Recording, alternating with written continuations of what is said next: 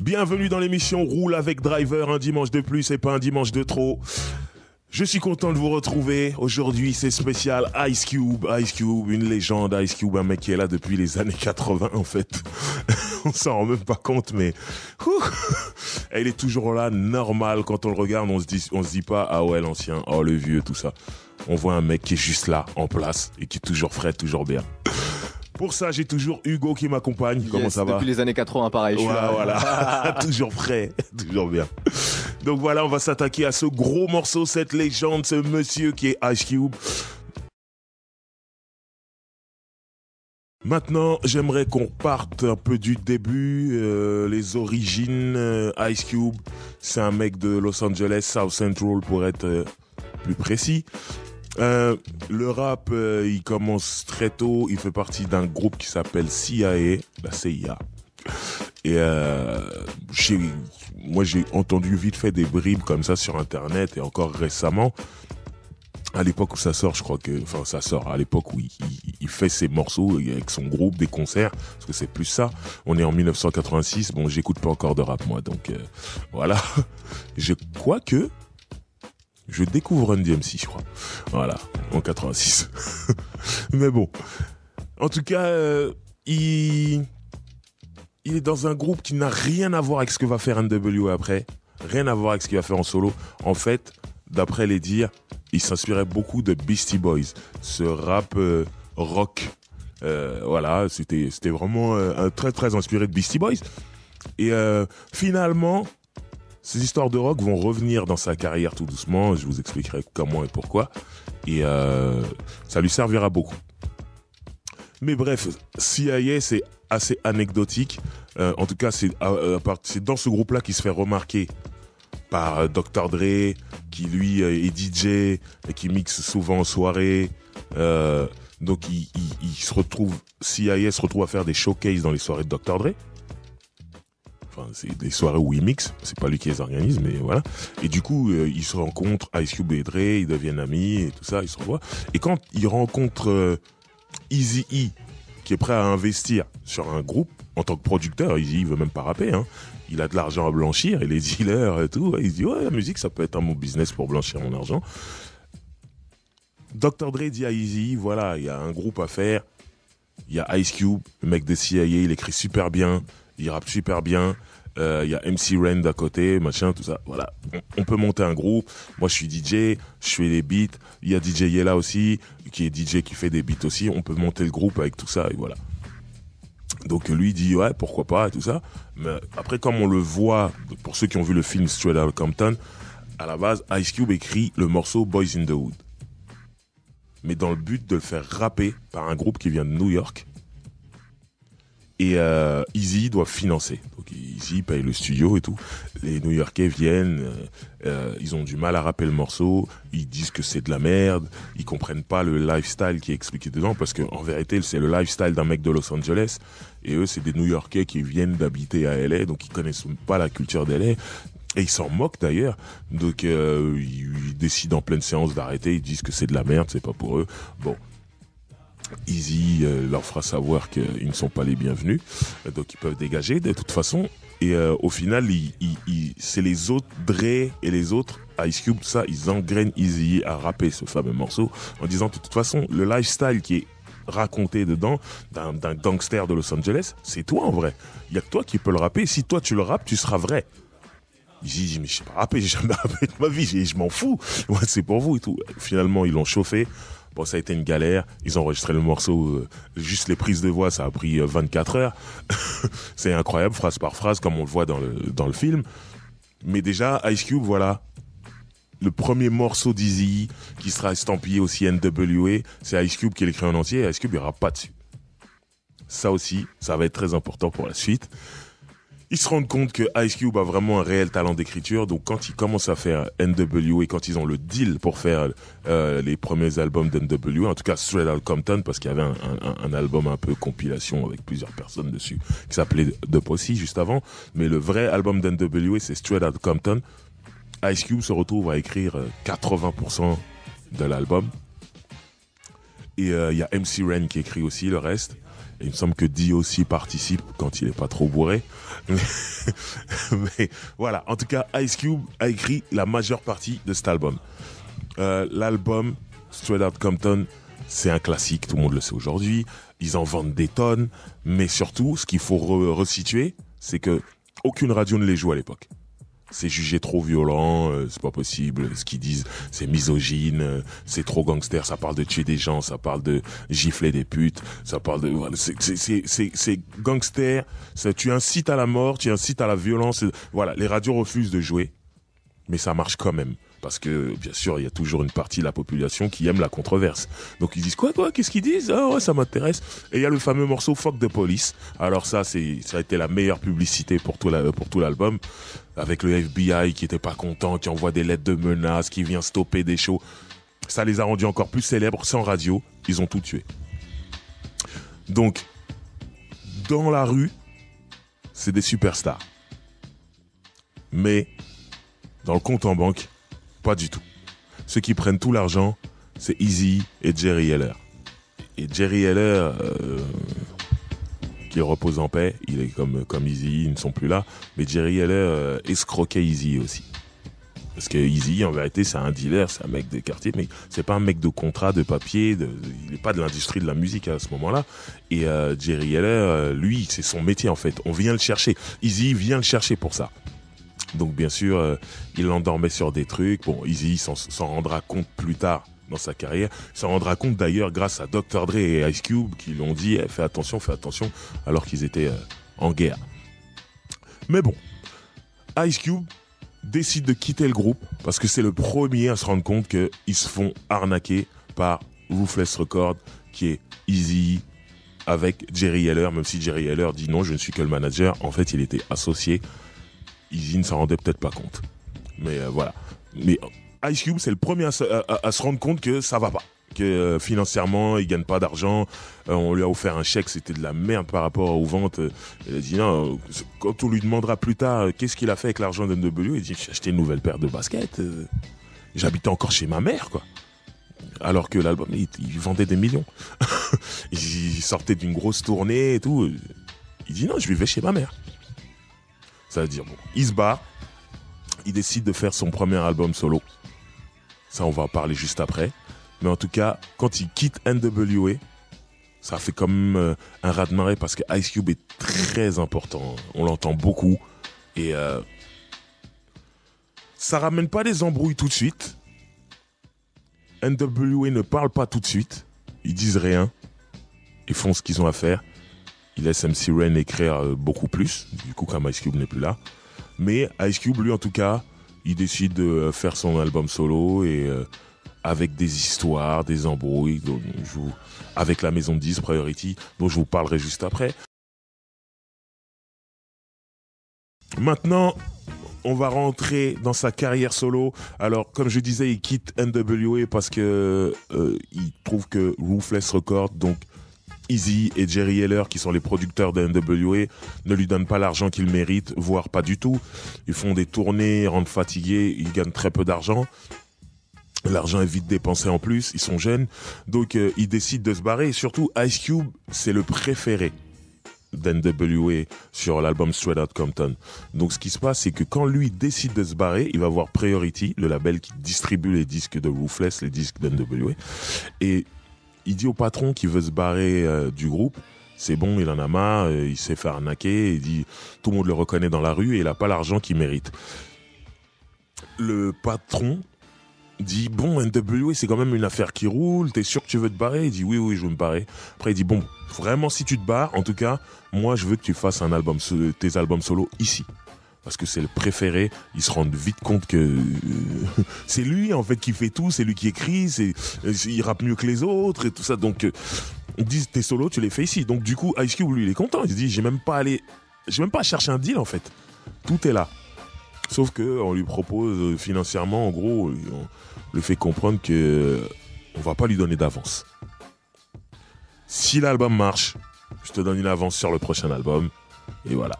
Mais Ice Cube a tellement faim, tellement envie de rapper, il se dit c'est pas grave. Et il est tellement sûr de son talent surtout. Il se dit ok, me donne pas d'avance, tu me donneras au prochain album, il y va. Il va à New York il va bosser avec l'autre groupe numéro 1 de la East Coast. Sur la West Coast, c'est NWA. Sur la East Coast, c'est Public Enemy. Il va chercher le son de Public Enemy, qui est le son du Bomb Squad. Il va travailler avec eux. Sur cet album-là, on retrouvera Chuck D de Public Enemy, on retrouvera Flavor Flav de Public Enemy. Donc voilà, il est vraiment à New York en train de rapper et tout. Les New Yorkais, Bomb Squad, Public Enemy, tombent amoureux de son rap. Il est incroyable et tout. Donc vraiment, ça se passe bien. En plus, Ice Cube, il rentre vraiment tout doucement dans un côté un peu révolutionnaire, ce que Public Enemy adore. Donc Chuck D et Ice Cube, quand ils rappent ensemble, ça marche super bien et ça se passe très bien et tout. Il revient donc à LA, ils sortent l'album. L'album s'appelle America's Most Wanted, America avec 3K pour le Ku Klux Klan. Et c'est un carton tout de suite. Et là, je peux vous dire que dans les NWA, les gens se posent des questions. Surtout MC Ren, Dr. Dre, Yella, pas Easy, mais en tout cas les autres, ils se disent il s'est barré et ça a marché. Et il va prendre son argent à lui directement. Ça commence à donner des idées aux autres. Mais bon.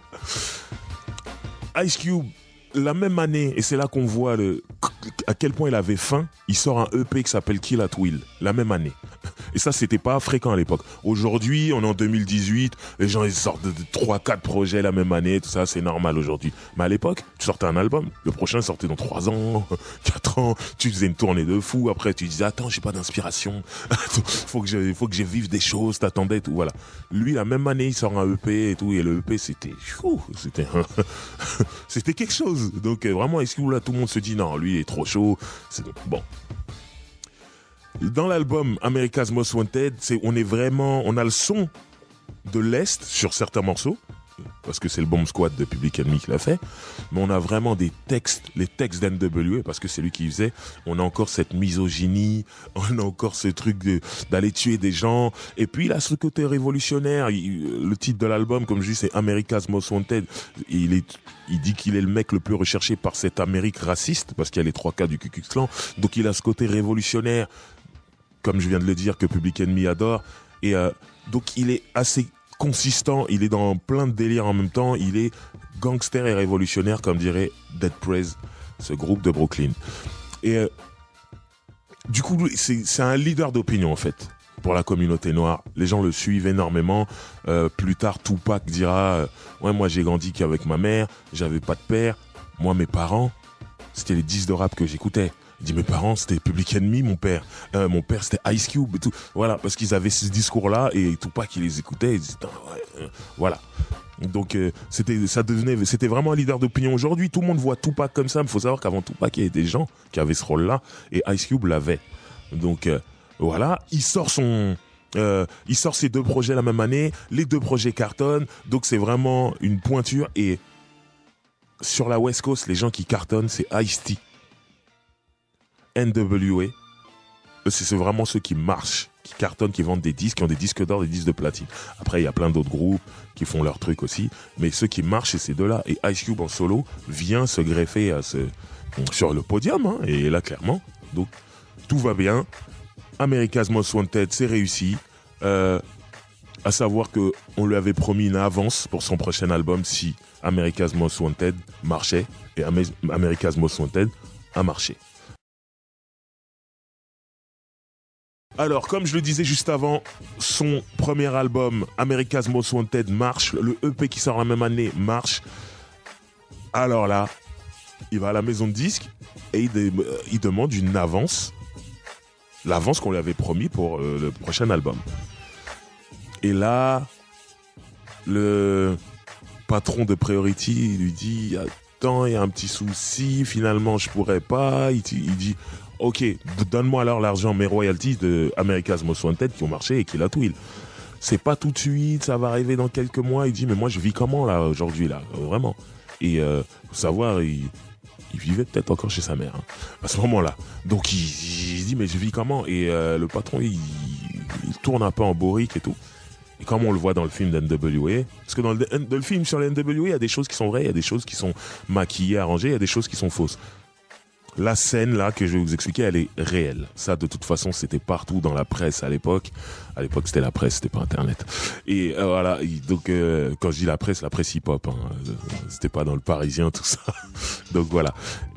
Ice Cube trouve que le patron de Priority le tourne trop en bourrique.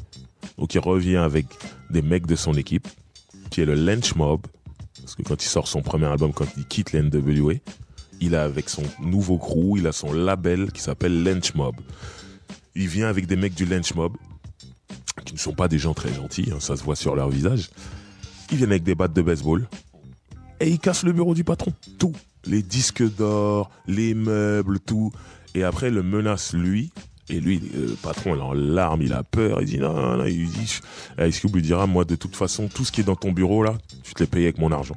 Donc c'est à moi, en fait. Si j'ai envie de le casser, je le casse. Et maintenant, si tu veux pas que je te casse toi, tu vas me donner mon argent. Alors, dans un monde normal, le patron aurait porté plainte et tout ça, sauf qu'il savait très bien qu'il était en tort. Il n'avait pas donné l'argent qu'il devait à Ice Cube en termes de royalties par rapport à son premier album et son EP. Et surtout, il n'avait pas tenu sa promesse parce que cette histoire d'avance, malheureusement pour Ice Cube, c'était pas sur papier. Lui, il est jeune, il rentre dans cette industrie, il sait pas, quelqu'un lui donne sa parole, il croit qu'il est dans son quartier, et la parole, c'est important. Donc l'autre, il avait rien écrit, mais du coup, quand il a vu Ice Cube violent avec ses amis, il s'est dit, même s'il n'y a pas de contrat, je devrais peut-être lui donner cette avance, pour pas avoir de problème, donc il lui donne l'avance, et il fera l'album Death Certificate, un autre classique. Et cet album, il est beaucoup plus politique. Il faut savoir qu'entre-temps, il s'est passé des choses. Ice Cube a fait du cinéma. Malgré lui, il est dans Boys in the Hood, qui devient rapidement un classique du cinéma. Et faut savoir que lui, quand on l'appelle, John Singleton, le réalisateur, dit « Toi, je sens que tu peux jouer. Viens faire le casting. » Il dit « Ouais, je viens. » Il est jamais venu. Deuxième rendez-vous, il est pas venu. Troisième, John Singleton va le chercher pour être sûr qu'il soit là. Sauf que troisième rendez-vous, Ice Cube, il est là, mais il a pas appris le texte. Donc, au bout d'un moment, il dit bon, c'est pas grave. Il discute avec lui, il le met dans des situations, il se rend compte qu'il peut jouer. Il dit c'est bon, je te prends. Il avait tellement envie de le prendre. Et il joue le rôle de Doughboy, un mec du quartier, un vrai mec de quartier, un gangster et tout, qui a son frère qui a un talent pour jouer au football américain. Et son frère qui a ce talent, c'est un peu le préféré de la famille, le chouchou de la maman, et lui, c'est un peu le mouton noir, tout ça. Mais bref, allez voir le film si vous l'avez pas vu.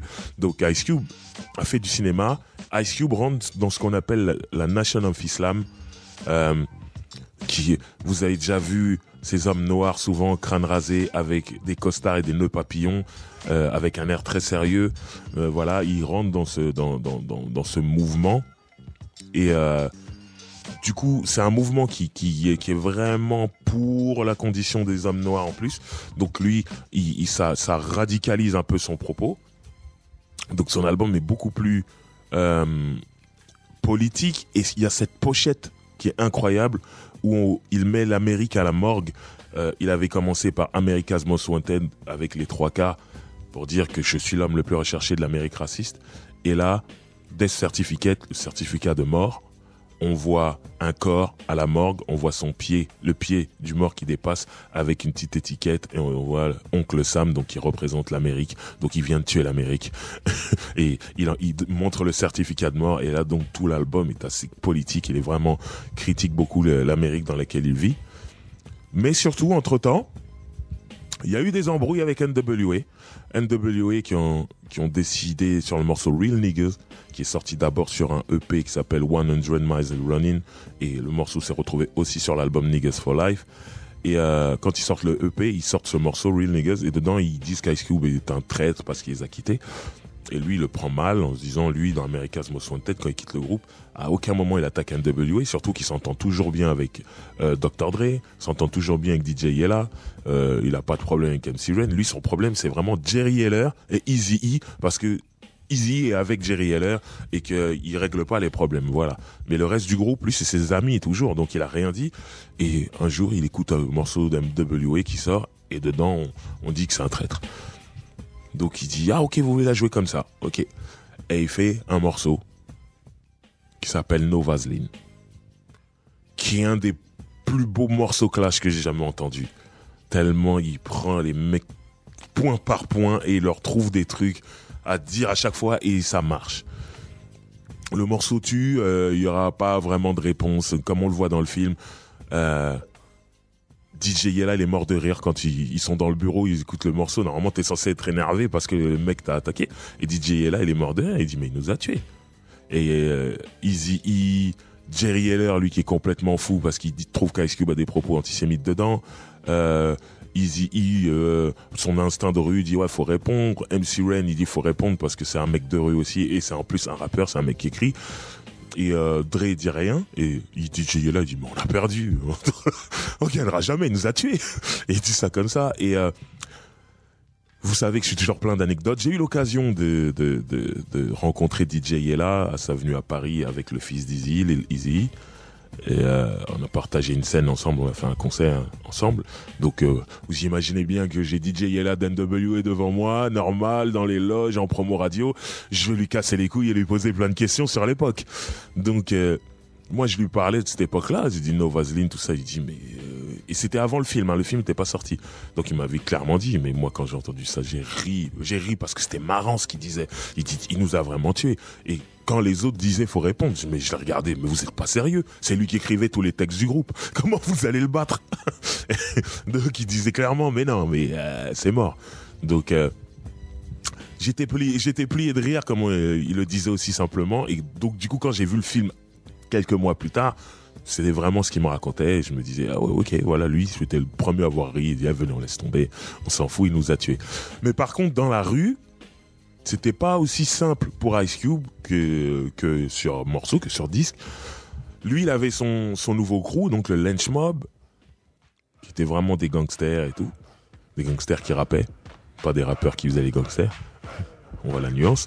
Et en face, il y avait Ruthless Records, Eazy, et il venait fraîchement de signer un groupe qui s'appelle Above the Law, classique pour les fans de West Coast, et un rappeur qui s'appelle Cocaine, et rappeur-chanteur en même temps.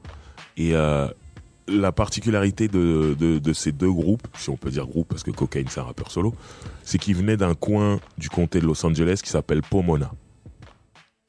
Et un jour, lors d'une interview, on a demandé à Ice Cube si... il craignait l'avènement de Above the Law ou Cocaine qui viennent de signer chez Ruthless et qui viennent de Pomona. Et lui, il a répondu, mais dans cette partie-là de Los Angeles, personne rappe bien. Ça n'existe pas, ça. Et c'est vrai qu'il n'y avait aucune star qui venait de Pomona à cette époque-là. Mais du coup, eux l'ont très mal pris, Above the Law. Tout ça, ils se sont dit, si on le croise, il va voir. Et dans le film, il nous montre une espèce de bagarre où on voit Ice Cube qui descend un escalator avec ses potes du Lynch Mob et on voit des mecs qui lui disent alors comment ça se passe Ice Cube, ici c'est Ruthless, et lui il dit fuck Ruthless, c'est Lynch Mob, et il y a une bagarre générale.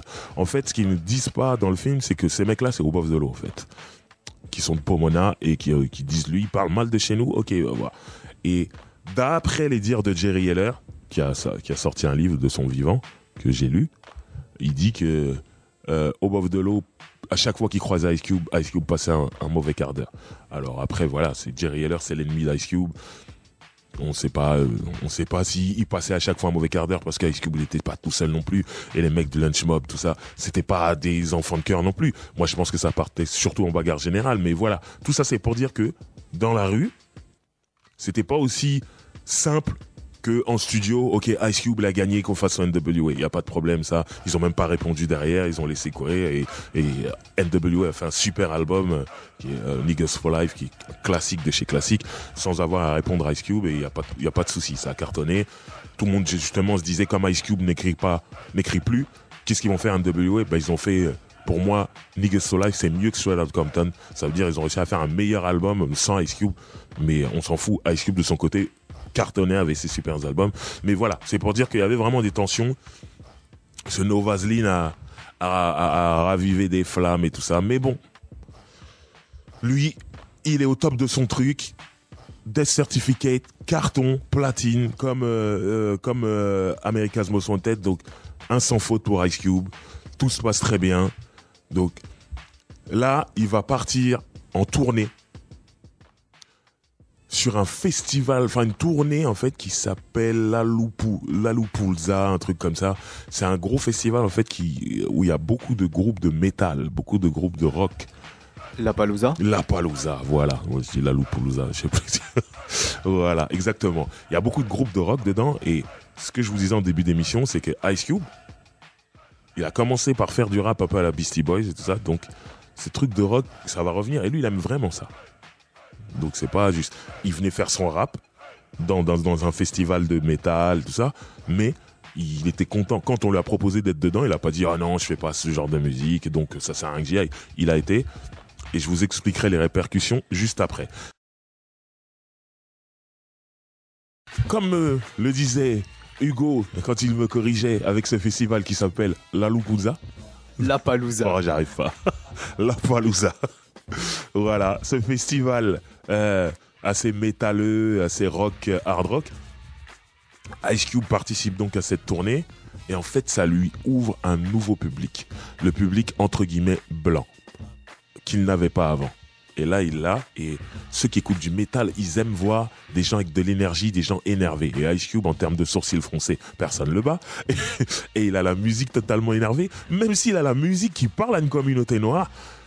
Les mecs qui viennent dans les concerts de métal, ils veulent sauter, ils veulent faire de pogo, ils s'en foutent en fait de ce que tu dis tant que t'as l'énergie. Donc du coup, Ice Cube, il a été totalement accepté. Ce qui est marrant, c'est qu'il y avait Ice-T aussi en parallèle, très pote d'Ice Cube aussi, les deux viennent de South Central, grand fan de rock aussi, et qui fera plus tard donc son groupe Body Count, qui jusqu'à maintenant tourne, ils sont en tournée européenne en ce moment. Et voilà, ils avaient ce lien avec le métal, thrash metal exactement pour être précis. Et après Ice Cube, lui, il a pas fait le groupe, il a fait des collaborations. On le verra plus tard, il collaborera avec un groupe qui s'appelle Korn. Mais le fait qu'il fasse cette tournée, ça le rend big dans le sens où c'est déjà un acteur. Depuis Boys in the Hood, il a été appelé à jouer dans d'autres choses. En plus de ça, il fait ce festival, donc il touche un autre public. Et là, il va sortir son nouvel album qui s'appelle The Predator. Le buzz qu'il y a, l'attente qu'il y a autour de ce disque, il a jamais eu ça avant, grâce à ce festival de rock. Et je pense que ça a été l'une de ses meilleures idées. Je sais pas si c'est lui ou son management qui a eu l'idée, mais honnêtement, ça change tout. Et moi, je me rappelle à l'époque, on est en France, il n'y a pas Internet, MTV, c'est pour des privilégiés, que j'étais. Il n'y a pas BET, tout ça, machin. J'avais mon petit programme télé que je lisais chaque semaine, le Télé 7 jours, pour le citer. Et je vois, alors je me rappelle plus du nom de cet acteur, mais je vois une photo. Il y avait une série qui s'appelait 21 Jump Street à l'époque, et qui marchait super bien. Et il y avait un espèce de mec qui avait joué un peu dedans et qui avait une série où lui, il était solo, il n'était pas avec le reste du crew. Je me rappelle plus du nom. Booker. Oh super, je suis content de me souvenir juste au bon moment parce que ça m'aurait arraché le cœur de pas vous donner le nom. Il y avait une série qui s'appelait Booker, un truc série policière, des blancs. C'était là un peu le cousin de la série 21 Jump Street où il y avait quelques noirs quand même. Mais voilà. Mais ce mec-là, donc c'est une star à ce moment-là. On est dans le début des années 90 parce que la série est un carton aux États-Unis. Et ce mec-là, il est en photo dans Télé 7 jours, dans une page où ça parle de potins et tout ça. Et je le vois avec une casquette Ice Cube, un t-shirt Ice Cube, tout ça, Predator, tout ça. Et là, je suis en train de me dire, mais lui, il écoute ça, lui. Parce que nous, on connaît pas ce festival de métal quand on est en France à ce moment-là. On sait pas qu'il commence à parler à un public plus blanc et plus large. Nous, on voit juste Ice Cube le révolutionnaire, le mec de la Nation of Islam, tout ça. Donc moi, je suis étonné, je dis, mais lui, il écoute ça. C'est là, je me dis, mais qu'est-ce qui est en train de se passer, en fait? En fait, il est en train de se passer que les Blancs adorent Ice Cube à ce moment-là. Et quand Predator sort, il fait la meilleure première semaine de l'histoire du rap américain à ce moment-là. Après, les records ont été battus et tout. Mais il fait une grosse première semaine, c'est la folie. Et là, vraiment, les gens se disent mais qu'est-ce qui se passe sur Ice Cube? Vraiment, c'est incroyable. Et premier single, c'est là qu'on voit toute l'influence de cette histoire de rock. Il sort un morceau qui s'appelle Wicked, un morceau rempli d'énergie avec un mec qui fait du reggae dancehall à la base qui s'appelle Don Jaguar, qui fait le refrain mais avec un dancehall énervé. Le son derrière, ils reprennent une sirène de Ohio Players qui est énormément utilisé sur la West Coast, mais le morceau il a une énergie de dingue. Dans le clip, il est complètement fou, Ice Cube. il est avec un marteau et il casse tout sur son passage, il casse des maisons et il est avec qui? Ils sont en train de tout casser. Avec lui, les Red Hot Chili Peppers. Qui sont des Californiens, qui sont de Los Angeles aussi, mais qui sont big dans la scène rock, tu vois. Et là, c'est toutes ces images qui se mélangent, en fait. Là, il a pris tout le public blanc. Et c'était fou. Et c'est ce qui fait qu'il a fait des chiffres de dingue. Et le morceau, allez voir le clip. Moi, c'est simple, quand je me suis... J'ai un top 10 comme ça de morceaux que j'écoutais, j'avais envie de me battre. Ce morceau, il en fait partie. Voilà.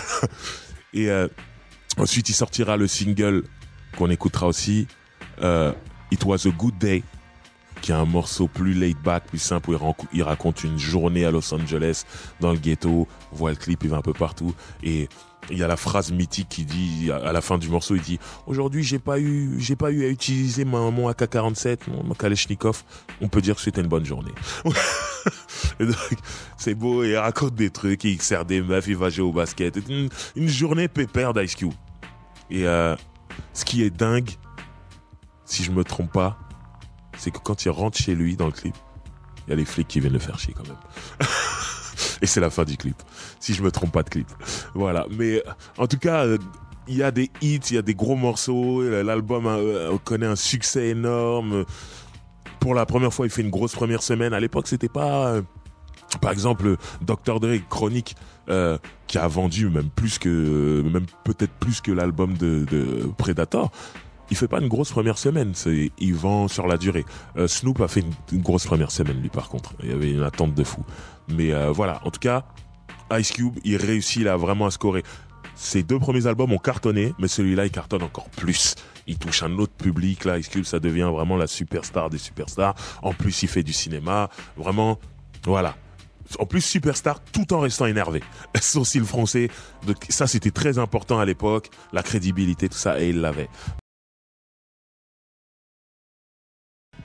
Parlant des Red Hot Chili Peppers, j'étais en train de raconter une anecdote à Hugo hors antenne et je disais que moi, c'est Ice Cube qui me fait découvrir la musique de Red Hot Chili Peppers. À partir du moment où je vois les Red Hot Chili Peppers dans le clip, je sais qui ils sont.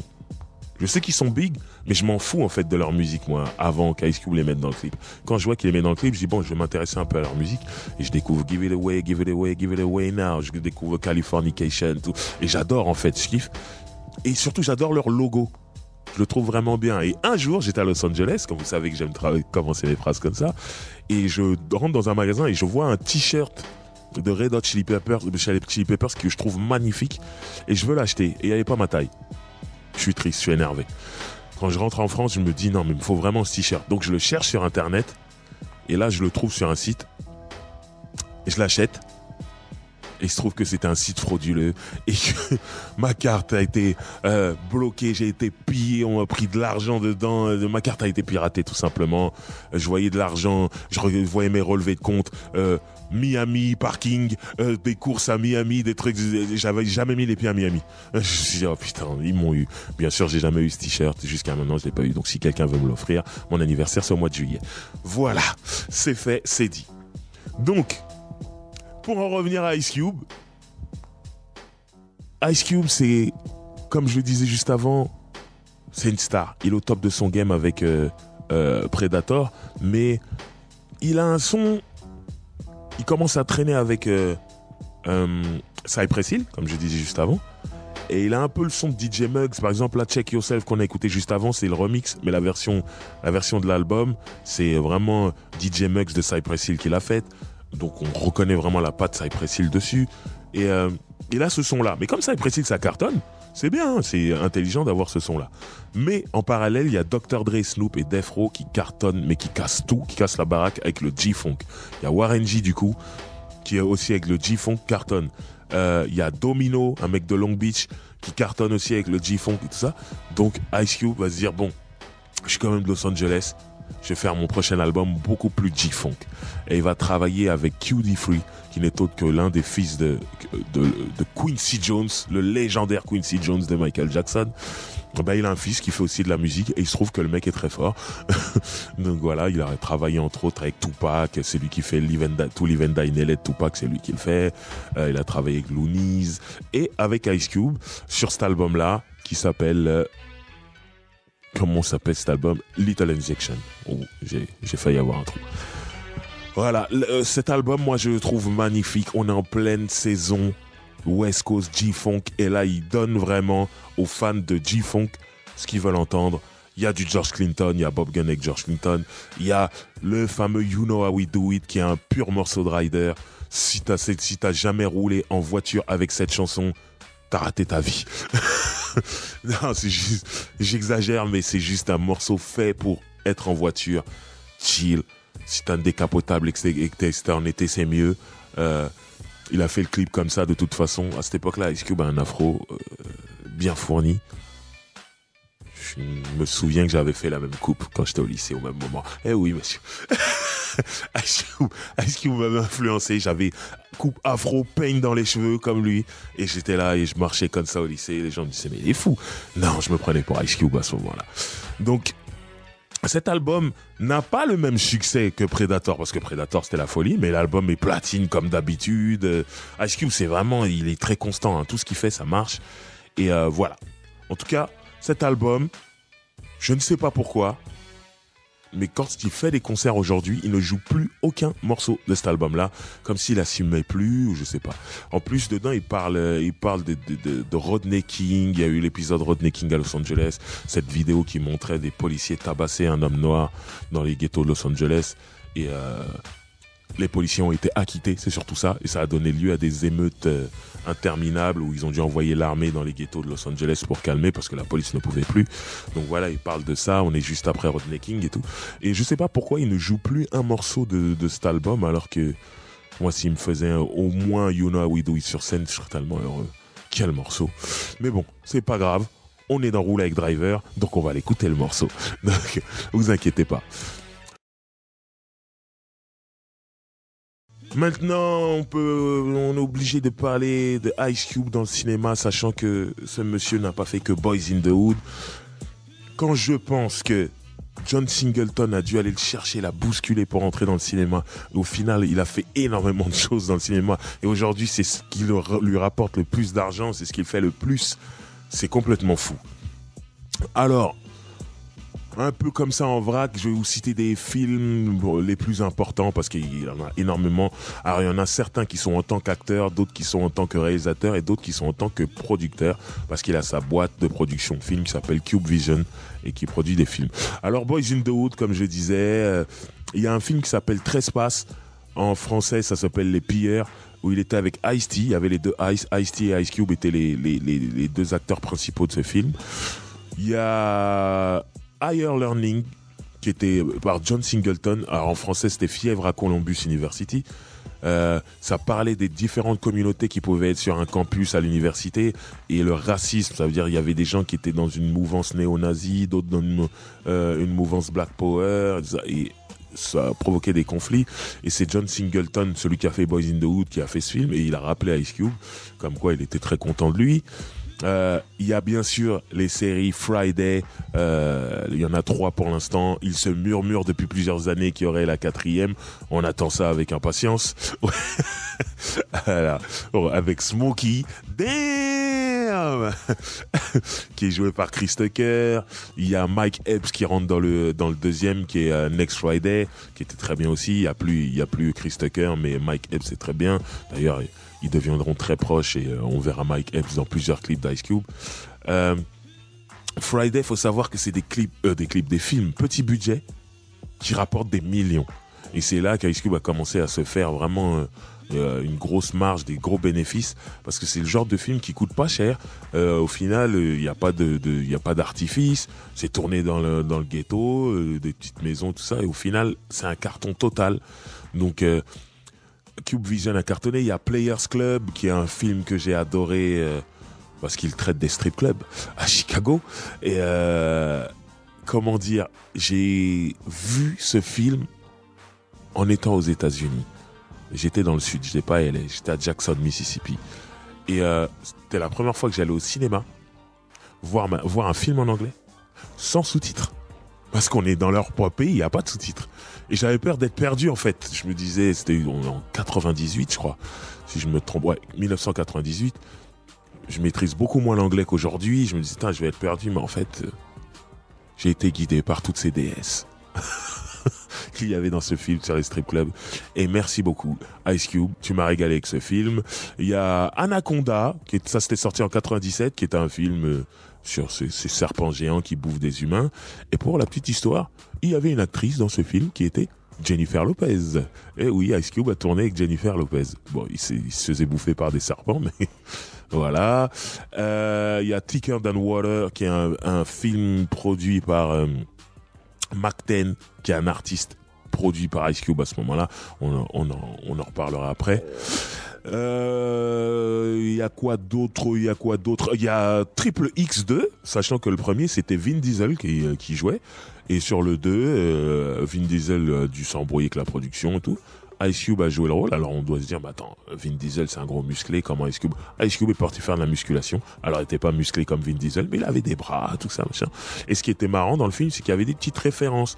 Le nom de code de l'agent secret NWA, des trucs, il y a des petits trucs comme ça, pour ceux qui connaissent un peu la carrière d'Ice Cube et tout, tu sais, c'était marrant, c'était mignon. Ça c'était en 2005. Alors en 2007, il a produit, il a joué dedans une comédie, sachant qu'Ice Cube est connu pour ses sourcils froncés et tout ça, une comédie pour les enfants qui s'appelle Are We Done Yet? En français c'est On arrête quand? Où Ice Cube il est vraiment un père de famille, mais qui se fait tourner en bourrique par les enfants. Friday c'était une comédie, mais ça restait ghetto et tout. À la fin, il se bat contre Debo, tout ça, machin, ça restait ghetto. Mais là, on parle vraiment d'un truc où il se fait tourner en bourrique par des enfants et tout. C'est la première fois qu'on voit Ice Cube comme ça. Et il a été légèrement décrié, vraiment légèrement. Mais surtout, ça a cartonné à un point aux États-Unis. Ça leur a apporté beaucoup d'argent. Donc vraiment, Ice Cube, il est vraiment dans le cinéma. Il y a The Junkie Promoters où il jouait avec Young Jeezy dedans. Il y a Lottery Ticket où il joue avec Bow Wow. Bow Wow trouve un ticket, il gagne au loto et tout le monde veut lui faire la peau pour récupérer l'argent. Après, il y a ce qui est marrant, il y a 21 Jump Street. Je vous en parlais tout à l'heure par rapport à cette série Booker où le mec de Booker était habillé avec des casquettes Ice Cube avant la sortie de Predator et tout. Et ben finalement, il se retrouve à jouer pour l'adaptation de la série 21 Jump Street au cinéma. Il joue le rôle de Adam Fuller, qui est le commissaire. Bon, j'ai pas vu le film, mais il paraît que c'est une catastrophe. Mais bizarrement, ils ont fait la suite. Il y avait 21 Jump Street, ils ont fait 22 Jump Street, donc il y en a eu deux. Ça veut dire que peut-être que le premier a marché, mais en tout cas, c'était nul. Mais bon, il était là en tant qu'acteur. Et on parle beaucoup de Friday, mais il y a une autre série une série de films qu'il a lancée qui est Barbershop. C'est juste magnifique. Et c'est une super bonne idée de faire un film sur les salons de coiffure noirs, sachant tout ce qui s'y passe et tout ce qui s'y dit. Et des États-Unis jusqu'en France, c'est du grand n'importe quoi. Et je sais pas comment en France, en France on est encore à des années-lumière des États-Unis en ce qui concerne le cinéma noir. Donc en vérité, j'ai la réponse à la question que j'allais me poser. J'allais dire, je sais pas comment en France ils ont pas eu l'idée de faire un film sur les salons de coiffure, mais en fait c'est juste pour ça. Mais aux États-Unis, Ice Cube l'a fait et c'est normal parce que les mecs disent tellement de choses bien, tellement de conneries en même temps. Il y a des mecs qui viennent vendre des choses, il y a des histoires d'amour, il y a des bagarres, il y a tout. C'est la vie. Les salons de coiffure, c'est la vie. Et donc il en a fait 2 ou 3, je sais plus. 3.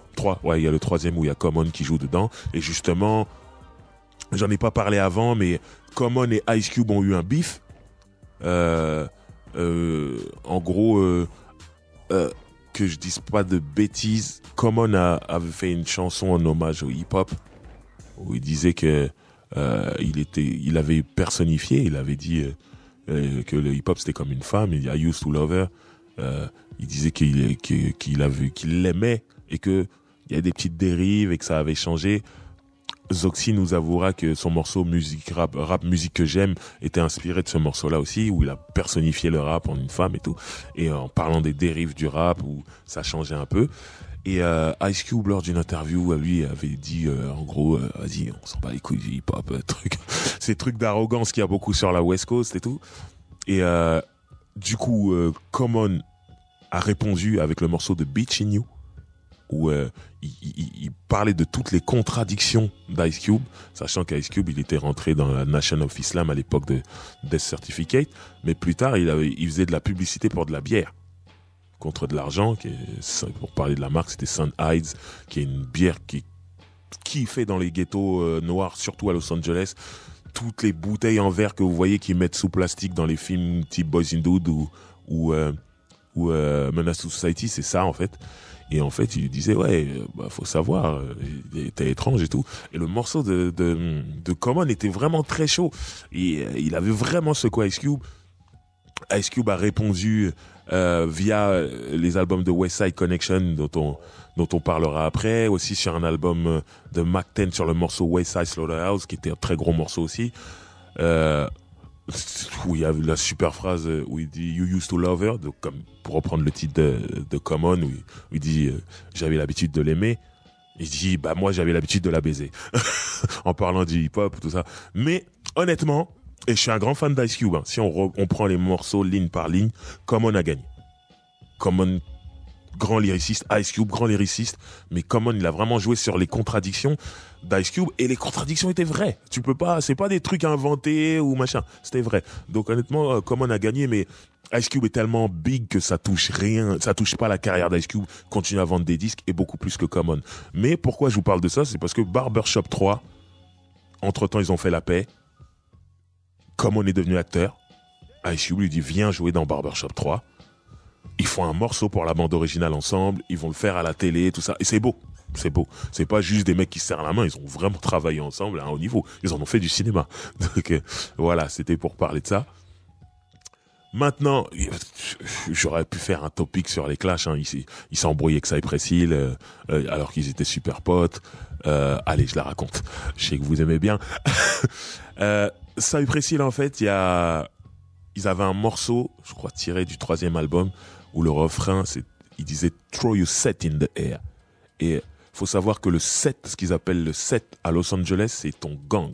Quand on dit what set you claim, c'est quel gang tu clames. Et tu dois dire Crip si t'es Crip, Blood si t'es Blood, AC si t'es un AC, c'est-à-dire les Latinos, les Chicanos, que ce soit la M pour les Mexicains, la MS-13 pour les Salvadoriens. Bref, tu dois donner le nom quand on te demande c'est quoi ton set, tu dois donner le nom de ton gang. Donc, quand Cypress Hill, ils ont ce morceau, ils disent throw your set in the air, ça veut dire fais le signe de ton gang avec tes doigts et montre-le. En gros, sois fier. Ils ont fait un remix où ils ont invité MC8 et Eric Sermon, je sais plus. Le morceau a vraiment marché. Et Ice Cube fait Friday. C'est bien parce qu'on est dans le topic cinéma, donc finalement je suis pas si éloigné que ça. Ice Cube fait Friday, donc le premier Friday. Et il fait la bande originale qui va avec. Il est très bien avec Cypress Hill, et il dit à Cypress Hill, envoyez-moi un morceau pour la bande originale. Eux ils disent ok. Et ils font ce morceau qui s'appelle, alors je vais le dire en français, dans l'ordre, je suis pas un fumeur, donc j'ai peur de pas le faire dans l'ordre. Brûle-le, roule-le, fume-le. Donc c'est light it up, roll it up, smoke it up. Voilà, c'est ça. Donc normalement je l'ai dit dans l'ordre. C'est comme ça qu'on fait normalement. Donc ils envoient ce morceau, ça est précis, à fond dans la fumette et tout, machin. Ice Cube, il fait un morceau solo sur cette bande originale. Le morceau s'appelle Friday, il me semble. Et le refrain, il dit throw your set in the air. Et là, eux, ils disent, mais attends. On a fait comme ils sont proches d'Ice Cube. On a fait écouter ce morceau à Ice Cube. Et tout ce qu'on voit, c'est quelques semaines plus tard, il fait un morceau avec le même refrain. Il nous a volé. Et l'embrouille part de là. Il commence à insulter Ice Cube. Ice Cube répond. Le souci, c'est que Ice Cube, il produit son cousin qui s'appelle Cam, qui est un très bon rappeur de Watts. Et Cam, il est censé produire aussi un autre mec qui s'appelle Solo, qui est un gangster aussi de Los Angeles. Et ces mecs-là, il en parle d'ailleurs dans You Know We Do It, il dit Cam and Solo, they got nuts. Ça veut dire, c'est des mecs qui ont des couilles, c'est des gangsters, des mecs durs. Et ces mecs-là, Ice Cube, il aurait peut-être pas bien géré les contrats avec son cousin Cam. Donc Cam me dit ouais, il me doit de l'argent et tout ça. Donc Cam et Solo se sont retournés contre Ice Cube. Solo a cassé la gueule à Ice Cube. Ils se sont vus dans la rue et a cassé la gueule à Ice Cube et lui a arraché sa chaîne West Side Connection, le W. Faut savoir qu'aux États-Unis, quand t'arraches ta chaîne, c'est le truc ultime, c'est l'humiliation et tout ça. Et pour bien l'énerver, Solo et Cam, ils ont pris cette chaîne et ils l'ont amenée à Cypress Hill. Cadeau. Et du coup, Cypress Hill, ils exhibaient la chaîne de Ice Cube en disant « Ah, on t'a eu. » Et du coup, lui, il a répondu avec le premier album de West Side Connection, dont on parlera tout à l'heure, juste après. Le morceau s'appelle The King of the Hill, en parlant de la montagne de Cypress Hill. Et là, ils font vraiment du mal à Cypress Hill sur le morceau. Et moi, pour la petite anecdote, Cypress Hill, à l'époque du beef, ils ont une tournée européenne et ils viennent jouer au Zénith à Paris. Rempli, ils ont un public de fou. Cypress Hill, ça rigole pas sur scène, ça tue. En plus, ils ont ce côté rocker, skater, qui fait qu'il n'y a pas que le public hip-hop qui est là. Et c'est rempli. Et à un moment, dans le show, ils disent « Hey, il y a un mec en ce moment avec qui on en embrouille, c'est un voleur, tout ça, nanana, j'aimerais que tout le monde lève le doigt en l'air et que tout le monde crie fuck you Ice Cube. » Les gens ils ont dit non. C'est un moment incroyable. Le Zénith il dit non. Ah, il y avait peut-être 50 personnes qui l'ont levé, mais au Zénith c'est ridicule 50 personnes. Les gens se disent non, nous on l'aime bien. Non. Et ce moment-là, je pense qu'Ice Cube l'aurait payé pour le voir. Et c'était marrant et tout. Et finalement, ils ont fait la paix, voilà. Et ils se sont arrangés et tout va bien. Et le mec qui en a profité, c'est Shaquille O'Neal, le basketteur, qui est rappeur aussi, et qui dit justement, vu que vous avez fait la paix, je fais un morceau, si tous les deux vous pouviez monter dessus, tout ça, ils sont venus sur le morceau, comme tout le monde aime le basket. Shaquille O'Neal, il a joué chez les Lakers, donc il représente Los Angeles, tout le monde a accepté, voilà. Donc il existait ce morceau-là. Et ensuite, ils ont collaboré ensemble plus tard, notamment sur un album de Warren G, où Warren G a invité les deux sur le même morceau. Et voilà. Mais voilà, c'est Ice Cube, il y a eu des bifs pendant toute sa carrière, il y a eu des embrouilles, tout ça, c'est normal.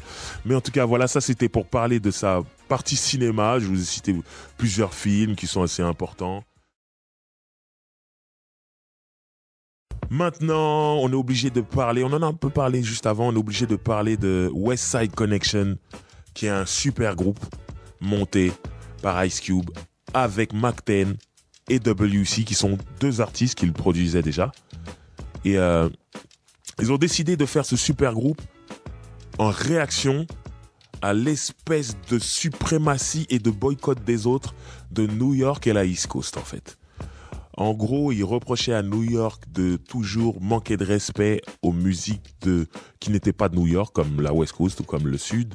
Ils disaient par exemple que il y avait The Source Magazine qui donnait des micros. En fait, le truc suprême quand ton album était parfait, c'était 5 micros et on descendait, moins c'était bon. Et ils disaient que quand les mecs de la West Coast faisaient de grands albums, ils leur donnaient jamais 5 micros. Et c'est après, quand ça devenait des classiques, ils rechroniquaient l'album en disant finalement c'est 5 micros. Mais quand c'est sorti, ils mettaient jamais 5 micros et tout ça. Donc, du coup, il disait il y avait vraiment un mauvais traitement. Et puis surtout, quand les mecs de la West Coast parlaient de gang, ils disaient oui, c'est pas des lyricistes, ils parlent que de tuer des gens, ils savent pas écrire et tout ça, alors que s'ils décrivaient juste une réalité et tout ça. Donc lui, eux, West Side Connection, ils se sont dit on va lutter contre ça et avec arrogance. Donc en gros, ils sortent un album qui s'appelle Bow Down. Bow Down, ça veut dire prosterne-toi. Et en vrai, c'était un message à la East Coast. Vous allez vous prosterner parce que la West Coast est là. Et en gros, ce qui était aussi malin, c'est que il s'appelait pas West Coast Connection, il s'appelait West Side Connection. Et ce qu'il disait, c'est que d'où que tu viennes, si tu viens du côté ouest ou pas, si t'es mis de côté, c'est comme si on te mettait du côté ouest par rapport au rap game. Lève-toi et fais-les se prosterner. Et c'est ça qu'ils disent. Le premier single portait ce nom-là et il dit, le morceau commence par le monde est à moi. Et voilà, toute l'arrogance qu'on connaît d'Ice Cube. Et il faut savoir que Mack 10 est aussi comme ça. Il est très arrogant aussi. WC, c'est un OG, manque de gang. Et c'était beau parce que Mack 10, c'est un Crips. Non, Mack 10 c'est un Blood, pardon. WC c'est un Crips et ils étaient réunis et c'était aussi ça. West Side Connect Game, c'est comme ça qu'il s'appelait. C'était pour dire que voilà, c'était les gangs qui étaient connectés ensemble, des Bloods et des Crips. Et voilà, Ice Cube lui venait d'un quartier Crips. Donc voilà, ils ont sorti vraiment cet album-là. Vraiment, il y a un morceau qui s'appelle Fuck All the Critics. Et où il parle de toute cette mauvaise presse new-yorkaise, où quand les gens qui sont pas de New York viennent faire des concerts, comment ils peuvent être hués et tout. Après, les mecs de la West Coast, ils ont vécu ça assez tôt et ça y est, ils commençaient à être acceptés, notamment avec Death Row qui vendait énormément de disques. Mais après, c'est devenu le Sud. Moi, j'ai vu des vidéos de Cash Money qui déboulent à New York, ils sont hués, tout ça. Tous les gens qui étaient pas de New York, ils ont vécu la même chose. Donc, du coup, l'album a cartonné, surtout en dehors de New York, dans tout le reste du pays. Et voilà, encore un nouveau succès d'Ice Cube. Et l'album était surtout très bien. Ils ont fait un deuxième album qui était un peu moins bien. Mais voilà, en tout cas, ça cartonnait. Et du coup, WC en solo avait ses trucs. Mack 10 en solo marchait. Il a monté son label qui s'appelle Ubangin, où il a produit énormément de gens. Aujourd'hui, malheureusement, Ice Cube et Mack 10 sont en embrouille. Ils ont toujours pas fait la paix. Et c'est ce qui fait qu'il y a toujours pas de suite de West Side Connection. J'espère qu'un jour ça reviendra. En tout cas, WC, lui, il est toujours avec Ice Cube. Il est souvent sur scène avec lui. Mais voilà. En tout cas, West Side Connection, c'est vraiment le fruit d'un ras-le-bol des médias new-yorkais, on va dire. Maintenant, j'aimerais qu'on parle de Ice Cube, le producteur, parce que finalement, c'est pas un mec qui a été super voyant comme Dr. Dre ou Puff Daddy ou Jay-Z en termes de producteur, mais il a produit beaucoup de choses. A commencé par donc il a son label le Lynch Mob, mais il y a un groupe qui s'appelle Lynch Mob. Il a produit 2 albums de ce groupe-là, même si sur le deuxième album, le rappeur principal n'était plus le même parce que le premier était parti en prison. Ça arrive, on les remplace. Et d'ailleurs, il l'a remplacé par un mec du duo Yomo et Molky qui était signé chez Ruthless à l'époque. Donc tout se rejoint à chaque fois.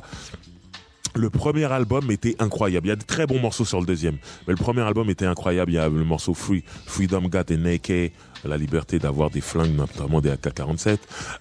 Il y avait Fuck All Your Heroes, Buck the Devil.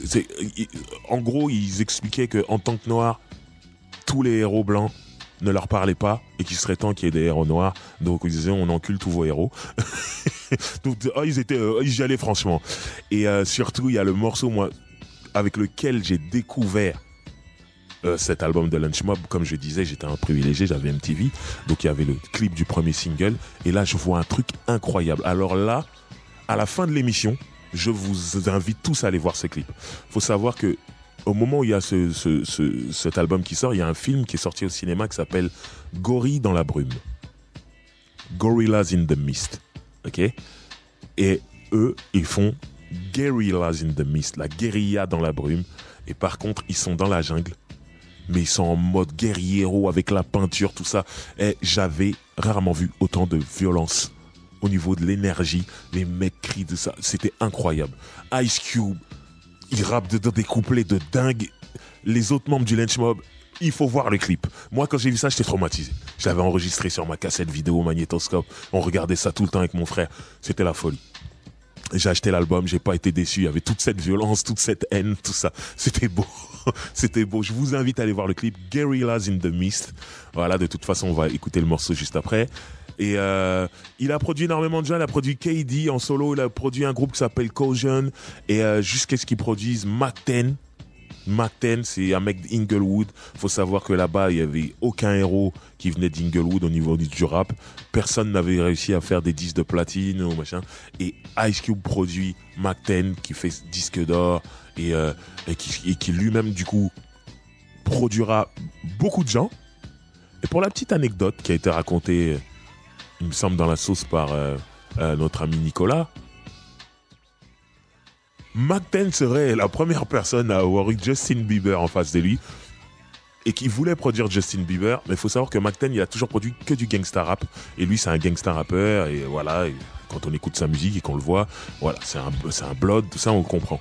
Et il serait venu devant les parents de Justin Bieber avec une mallette remplie de billets en disant « Je veux signer votre fils, il est très fort ». Les parents ont flippé. Ils ont fui tout de suite. Ils n'ont rien fait. Ils n'ont pas signé chez lui. Ils ont fini par signer chez Usher. Et finalement, ils ont eu raison parce que ce serait mal passé. Je ne vois pas Mack 10 bien produire Justin Bieber. C'était pas pour lui. Mais l'histoire me fait énormément rire. Il vient avec du liquide, le mec. Une mallette. Voilà, c'est pour vous. Je veux votre fils. Complètement fou. En tout cas, voilà. Il a produit énormément d'artistes comme ça. Il continue. Il y a des gens comme Young Melee, même s'il n'a pas sorti d'album. Il y avait Cam, on en a parlé tout à l'heure, son cousin, Solo. Bref, il a toujours produit énormément d'artistes, toujours poussé énormément d'artistes. Donc voilà.